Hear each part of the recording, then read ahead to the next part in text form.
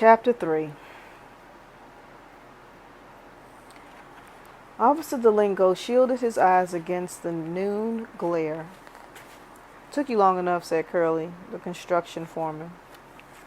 "There was a 4-car pileup north of town," the police officer explained, "with injuries." Curly huffed. "Whatever. Anyways, you can see what they done." Again, the trespassers methodically removed every survey marker and filled in the stake holes. Officer Delingo wasn't the sharpest knife in the drawer, but he was beginning to suspect that this wasn't the random work of juvenile pranksters. Perhaps somebody had a grudge against Mother Paula and her world-famous pancakes. This time, you got an actual vandalism to report, Curly said pointedly. This time, they messed up some private property. He led Officer Delingo to the southwest corner of the site where a flatbed truck was parked. All 4 tires were flat. Curly raised the palms of his hands and said, "There you go. Each of them tires is worth $150. "What happened?" the policeman asked. "The sidewalls were slashed." Curly's shiny head bobbed in indignation. Officer Delingo knelt down and studied the truck's tires. He couldn't see any knife marks on the rubber. "I think somebody just let the air out," he said. Curly muttered a reply that was difficult to hear. "I'll make a report anyway," the policeman promised. "How about this?" Curly said. "How about you put some extra patrol around here?" "I'll speak to my sergeant." "You do that," Curly grumbled. "I got some people I can speak to myself. This is getting ridiculous." "Yes, sir." Officer Delingo noticed that 3 portable latrines were strapped on the back of the flatbed truck. He caught himself smiling at the name painted on the blue doors. Travelin' Johnny. For the construction crew, Curly explained, for when we get this project started, if we ever get started. "Did you check 'em out?" asked the policeman. Curly frowned. "Johns? What for?" "You never know. Nobody in their right mind's going to fool around in a toilet," the foreman snorted. "Can I have a look?" Officer Delingo asked. "Be my guest." The policeman climbed up on the bed of the truck. From the outside, the portable latrines appeared untouched. The cargo straps were clinched tight and the doors to all 3 units were closed. Officer Delingo opened one and peeked his head inside.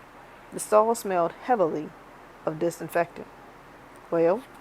Curly called out to him. "A-okay," said the policeman. "Truth is, there ain't much to wreck on a porta potty." "Suppose not." Officer Delingo was about to shut the door when he heard a muffled noise. Was it a splash? The policeman stared uneasily at the blackness beneath the plastic seat. 10 seconds passed.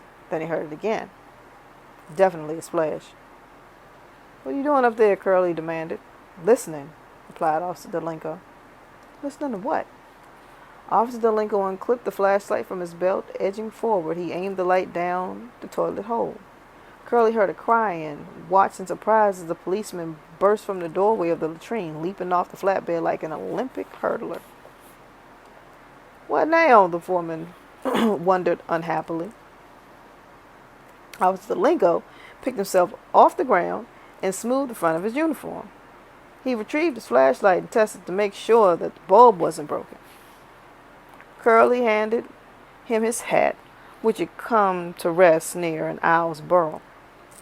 "So, let's hear it," the foreman said. The policeman nodded grimly. "Alligators," he declared. "You're kidding me." "I wish I was," said Officer Delingo. "They put alligators in your porta potties, sir. Real live alligators." "More than one?" "Yes, sir." Curly was flabbergasted. "Are they big gators?" Officer Delingo shrugged, nodding toward the traveling Johnnies. "I imagine all of them look big," he said, "when they're swimming under your butt."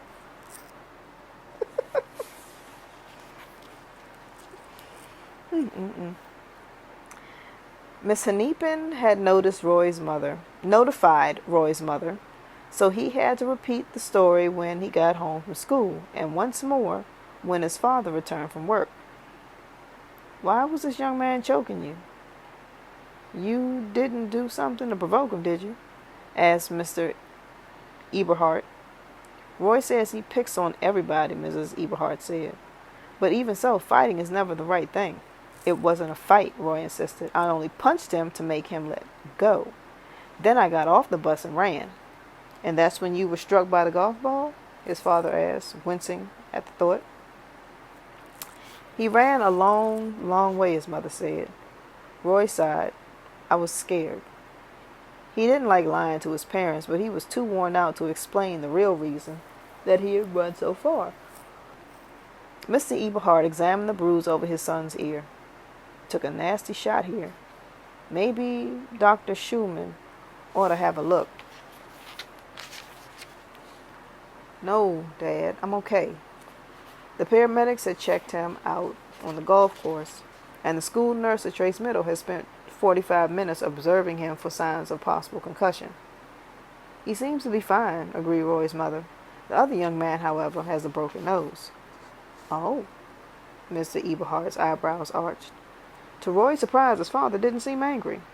And while he wasn't exactly beaming at Roy, there was unmistakable affection and possibly even pride in his gaze. Roy thought it was a good opportunity to renew his plea for leniency. Dad, he was strangling me. What else could I do? What would you have done? He pulled down his collar to display the bruised finger marks on his neck. Mr. Eberhardt's expression darkened. Liz, did you see this? He asked Roy's mother, who nodded fretfully. Does the school know what that thug did to our son? The vice principal does, Roy piped up. I showed her. What did she do? Suspended me from the bus for 2 weeks? Plus I have to write an apology. What happened to the other boy? Wasn't he disciplined too? I don't know, Dad. Because this is assault, Mr. Eberhard said. You can't choke another person. It's against the law. You mean they could arrest him? Roy didn't want to get Dana Matheson thrown in jail because then Dana's mean and equally large friends might come after him. Being the new kid in school, Roy didn't need to be making those type of enemies. His mother said, Roy, honey, they're not going to arrest him, but he needs to be taught a lesson. He could seriously hurt somebody, picking on smaller kids the way he does. Mr. Eberhard sat forward intently. What's the boy's name? Roy hesitated. He wasn't sure exactly what his father did for a living, but he was aware it had something to do with law enforcement. Occasionally, when talking to Roy's mother, Mr. Eberhard referred to his working for the DOJ, which Roy had deciphered as United States Department of Justice. As much as Roy disliked Dana Matheson, he didn't believe the kid was worthy of the U.S. government's attention. Dana was just a big stupid bully. The world was full of them. Roy, please tell me, his father pressed. The boy's name is Matheson, Mrs. Eberhard chimed in. Dana Matheson. At first, Roy was relieved that his father didn't write the name down, hoping it meant that he wasn't going to pursue the incident. Then Roy remembered that his father seemed to have a supernatural memory. For instance, he could still recite the batting averages of the entire starting lineup in 1978, New York Yankees. Liz, you should call the school tomorrow, Mr. Eberhard said to Mrs. Eberhard, and find out if and how this boy will be disciplined for attacking Roy. First thing in the morning, Miss Eberhard promised. Roy groaned inwardly. It was his own fault that his parents were reacting so strongly. He should never have shown them the marks on his neck. Mom, Dad, I'll be fine. Honest, I will. Can we just let the whole thing drop? Absolutely not, his father said firmly. Your dad's right, said Roy's mother. This is a serious matter. Now come to the kitchen. Let's put some ice on your bump. Afterwards, you can work on that apology letter. On one wall of Roy's bedroom was a poster from the Livingston Rodeo that showed a cowboy riding a ferocious humpback bull. The cowboy held one hand high in the air and his hat was flying off his head. Every night before turning off the lights, Roy would lie on his pillow and stare at the poster, imagining that he was the sinewy young bull rider in the picture. 8 or 9 seconds was an eternity on top of an angry bull, but Roy imagined himself hanging on so tightly that the animal couldn't shake him, no matter how ferociously it tried. The seconds would tick by until finally the bull would sink into his knees in exhaustion. Then Roy would calmly climb off, waving to the roaring crowd. That's how he played the scene in his mind.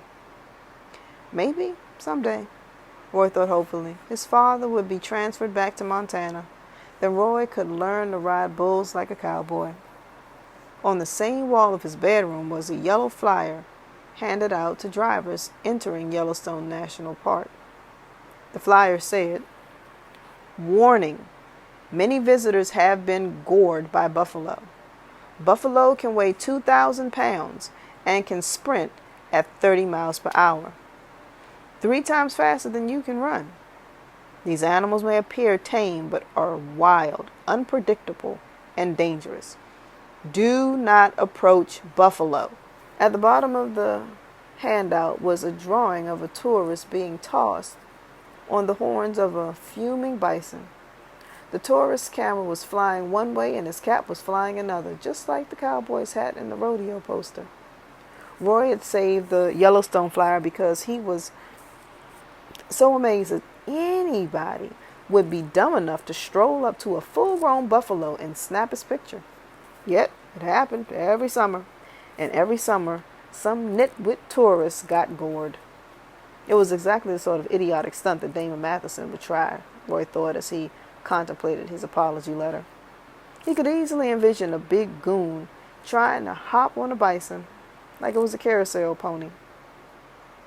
Roy took a piece of lined notebook paper out of his English folder and wrote, "Dear Dana, I'm sorry I busted your nose. I hope the bleeding has stopped. I promise not to hit you ever again as long as you don't bother me on the school bus. I think that's a fair arrangement.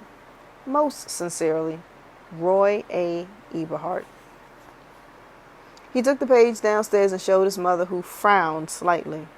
"Honey, it seems a little too, well, forceful."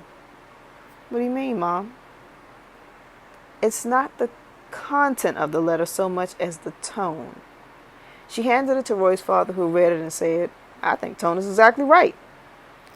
But you better look up arrangement in the dictionary." The police captain slumped at his desk.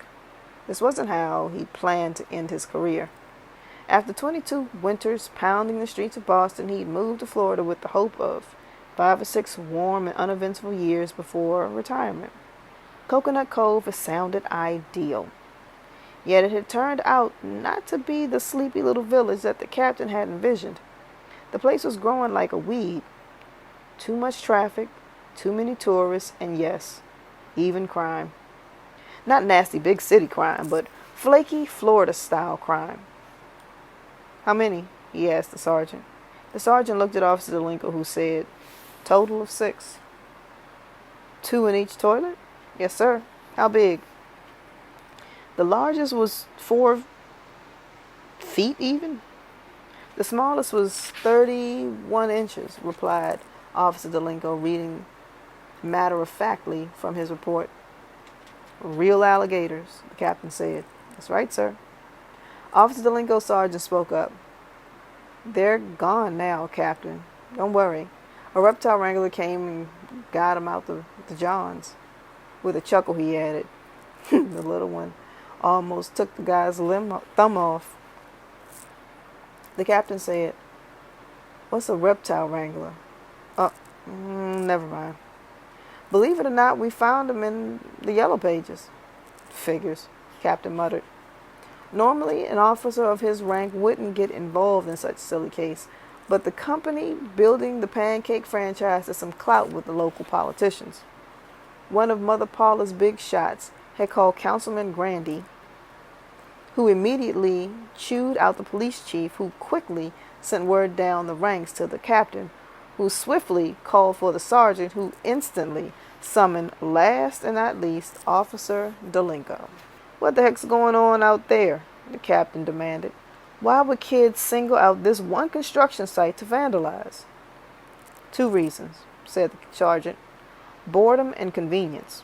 I'll bet you $5 it's juveniles who live in the neighborhood. The captain eyed Officer Delinko. "What do you think?" "It seems too organized to be kids. Pulling out every stake, not just once, but twice. Think about what happened today. How many kids do you know who could handle a 4-foot alligator?" Officer Delinko said. "Seems awfully risky for a practical joke." "Delinko's no Sherlock Holmes," thought the police captain, but he's got a point. "Well, then, let's hear your theory," he said to the patrolman. "Yes, sir. Here's what I think," Officer Delinko said. "I think somebody's got it in for Mother Paula. I think it's some kind of revenge deal." "Revenge?" repeated the captain somewhat skeptically. "That's right," the patrolman said. "Maybe it's a rival pancake house." The sergeant shifted uncomfortably in his chair. "There is no other pancake house in Coconut Cove." "Okay," said Officer Delinko, rubbing his chin. "So then how about a disgruntled customer? Maybe someone who once had a bad breakfast at Mother Paula's." The sergeant laughed. "How can you mess up a flapjack?" "I agree," the captain said. "He's heard enough. Sergeant, I want you to send a patrol car by the construction site every hour." "Yes, sir." "Either you catch these vandals or you scare them away. It doesn't matter to me as long as the chief isn't getting any more phone calls from Councilman Bruce Grandy. Clear?" As soon as they left the captain's office, Officer Delinko asked his sergeant if he could come in early to work the Mother Paula patrol. "No way, David. The overtime budget's tapped out." "Oh, I don't want any overtime," the patrolman said. All he wanted was a solved mystery.